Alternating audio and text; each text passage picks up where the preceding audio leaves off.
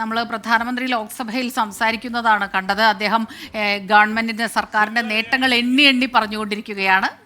വീണ്ടും തത്സമയം.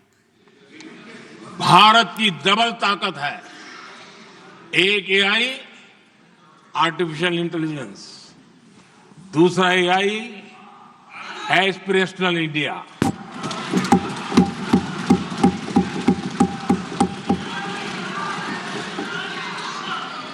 हमने स्कूलों में 10,000 टिंकरिंग लैब्स शुरू किए और आज उन टिंकरिंग लैब से निकले बच्चे रोबोटिक्स बना करके लोगों को चकित कर रहे हैं।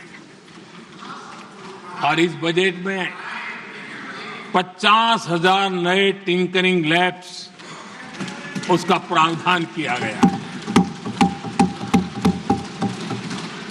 भारत वो देश है जिसके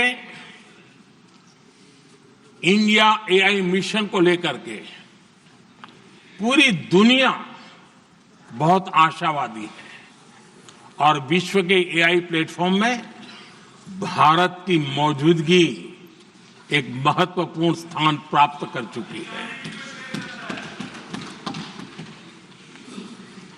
आदरणीय अध्यक्ष जी, इस साल बजट में हमने डीप टेक के डोमेन को में इन्वेस्टमेंट की बात की है और डीप टेक मैं समझता हूं हमारे लिए तेज गति से आगे बढ़ने के लिए और 21वीं सदी पूरी तरह टेक्नोलॉजी ड्रिवन सेंचुरी है।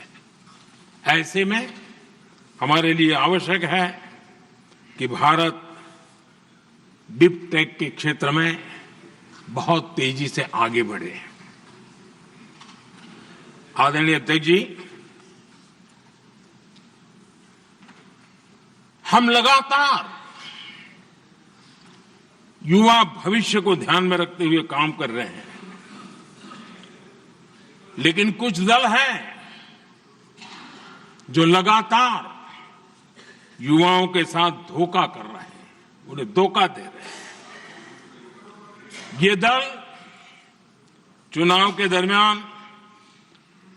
ये भत्ता देंगे, वो भत्ता देंगे, वादा तो करते हैं लेकिन पूरा नहीं करते हैं। ये दल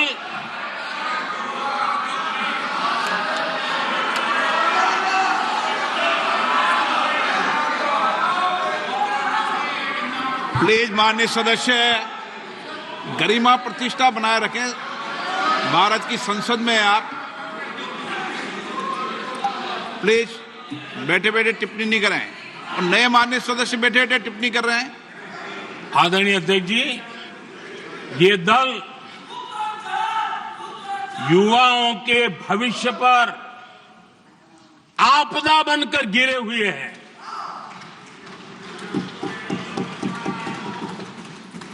आदरणीय अध्यक्ष जी, हम कैसे काम करते हैं ये हरियाणा में अभी अभी देश ने देखा है। बिना खर्ची, बिना पर्ची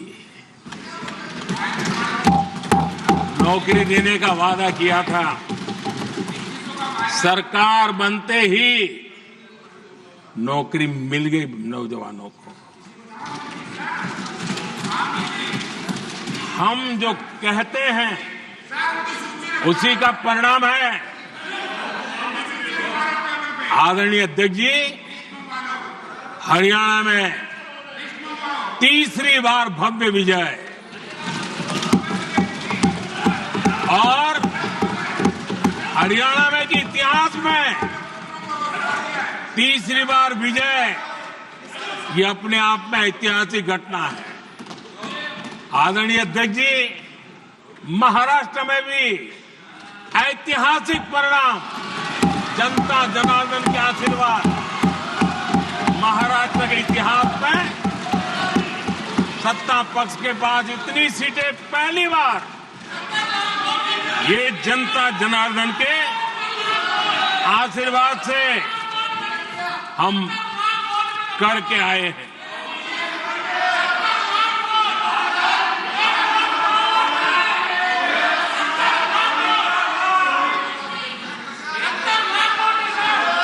कुछ समझते हैं आदरणीय चीजों को? अध्यक्ष जी, कल जवाब दिया था ना आपको। चलिए। आदरणीय राष्ट्रपति जी ने अपने अभिभाषण में हमारे संविधान के 75 वर्ष होने पर भी विस्तार से चर्चा की है। आदरणीय अध्यक्ष जी,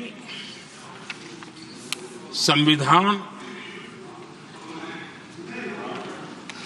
में जो धाराएं हैं उसके साथ साथ संविधान का एक स्पिरिट भी है और संविधान को मजबूती देने के लिए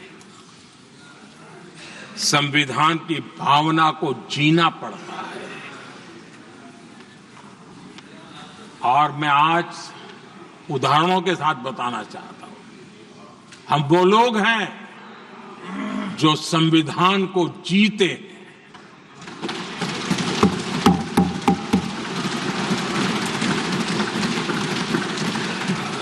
आदरणीय अध्यक्ष महोदय, हमारे यहां ये बात सही है, परंपरा है कि राष्ट्रपति जी जब उद्बोधन करते हैं तो उस सरकार के उस साल के कार्यकाल का ब्यौरा देते हैं। उसी प्रकार से राज्यों में गवर्नर का जो उद्बोधन होता है सदन में, वो उस राज्य के कार्यकलापों का ब्यौरा देते हैं।